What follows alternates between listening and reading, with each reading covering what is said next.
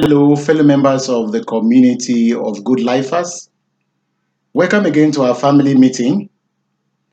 Thank you for your constant support in form of your subscription to this channel, thumbs up for our videos, and your helpful comments. Are you asking what will be the topic of our family discussion for today? In recent times, I realized that there was a surge in the rates of suicide cutting across people of different age brackets, socioeconomic statuses, genders, educational levels, and so on. Every bit of evidence from the suicide notes left behind by the victims and testimonies from their close associates pointed to depression as the culprit. Available information in each case showed that the victim truly had serious challenges, mostly challenges that could not pass for problems in the real sense of the word. How did they allow depression to creep upon them and push them into suicide while millions of other people were passing through various problems of various magnitudes and were coping fine? This shows that depression is an enemy that must be studied, understood, and fought with that understanding so that we may not truncate the good life we have started to build. Let's get going.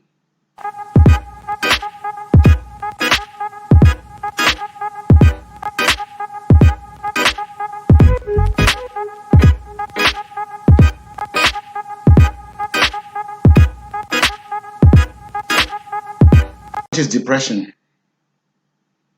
It is a mood disorder that affects all aspects of its sufferer's personality. When I say all aspects of the person's life, I mean all, including bodily health, mental well-being, social relevance, professional progress, and so on. Depression causes people to take their own lives or makes them run mad. Experts have found that every human being has something or the other to do with depression. Every human being sometimes feels depressed in the face of unpleasant occurrences, circumstances like the loss of a loved one, loss of job, sickness, serious disappointment, and so on. This is referred to as situational depression. It means everybody experiences situational depression. But people snap out of such conditions through self-efforts or with little assistance.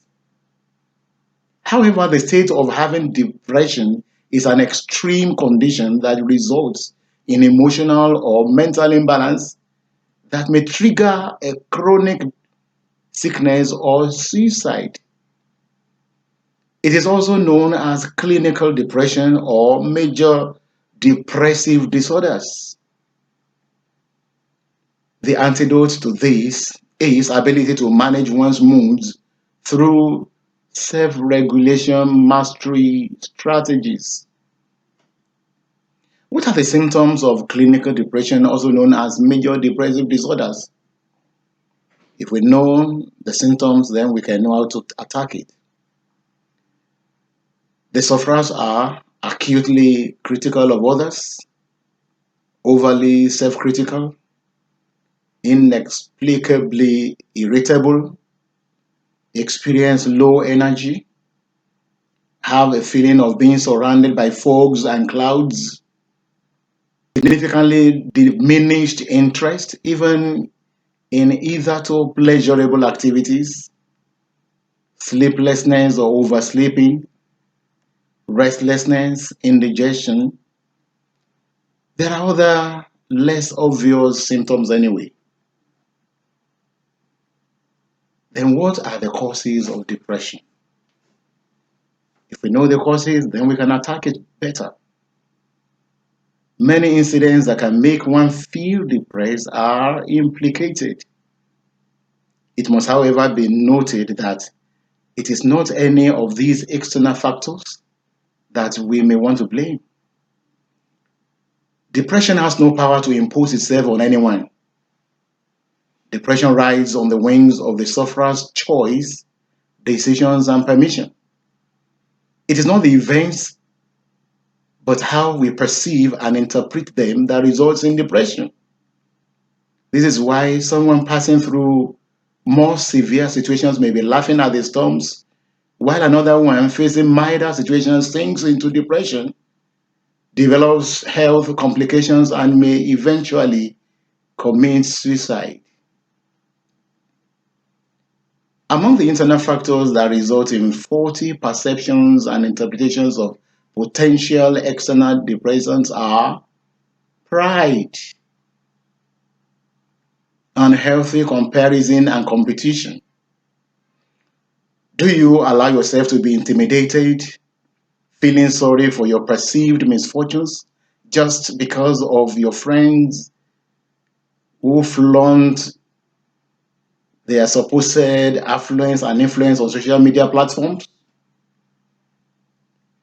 The only healthy comparison there can be is between what, who, and where you were in the past and what, who, and where you currently are.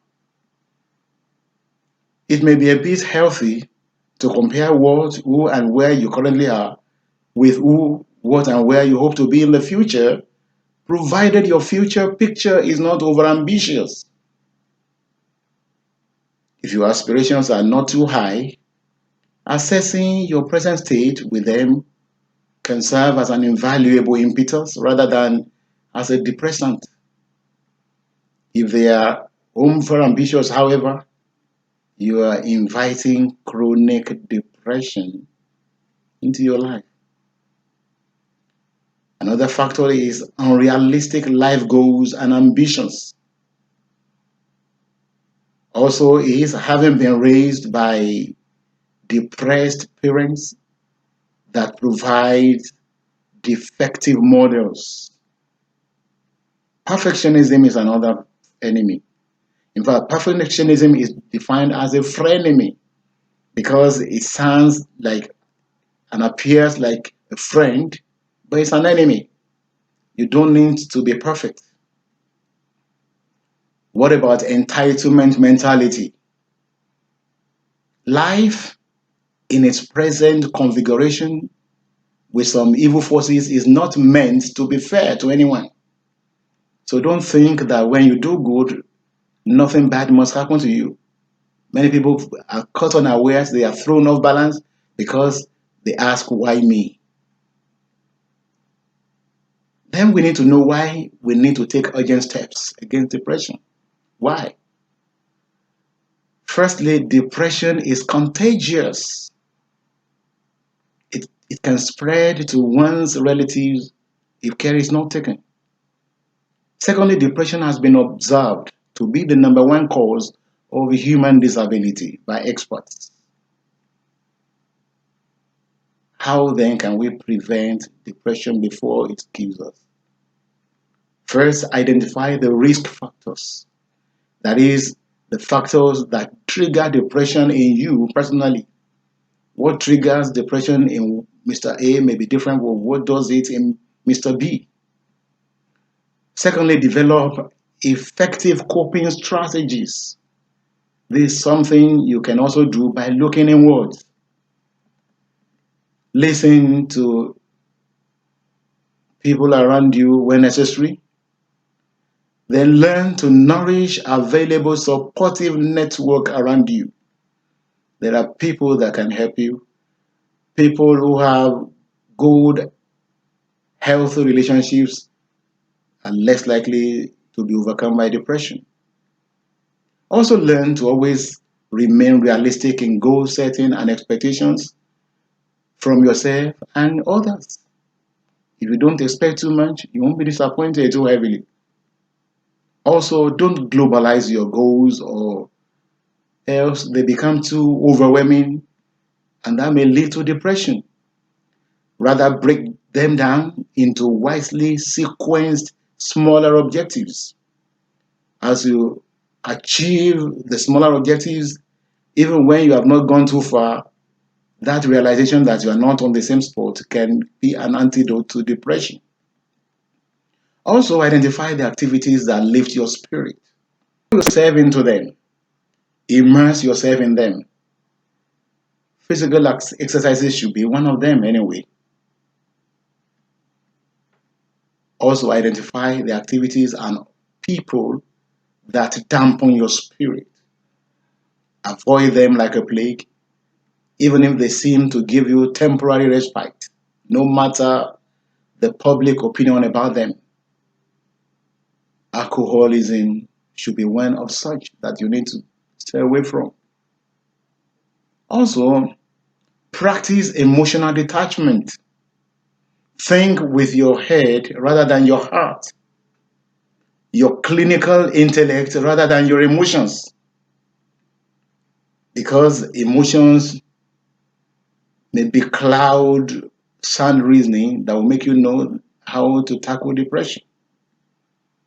Also, always be conscious of the fact that depression has no power to impose itself on anyone.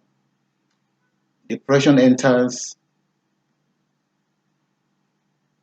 through the floodgates of its sufferer's choice, decision, and permission. Also note that antidepressants have serious side effects, so don't rely on drugs. Work on yourself. The drugs are external, and what causes depression are internal.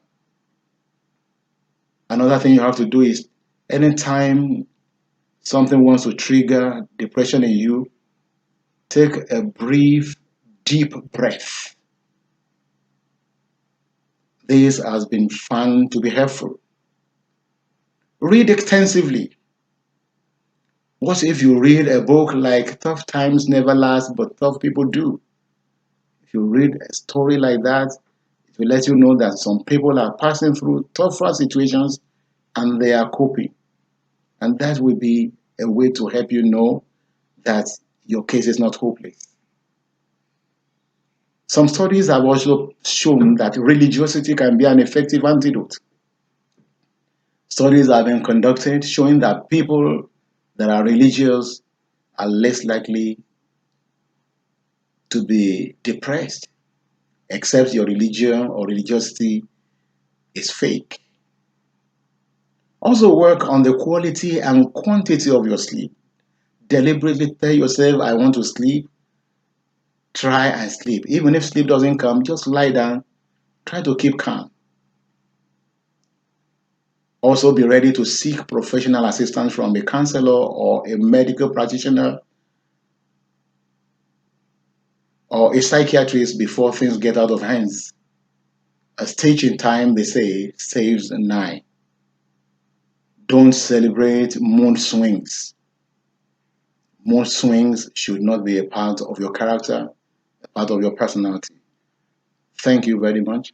Spread the word so that depression may be banished from our world.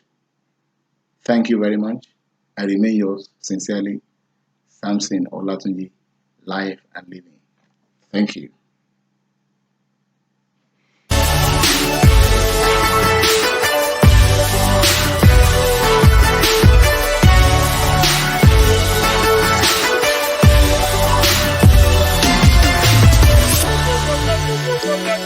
Thank you.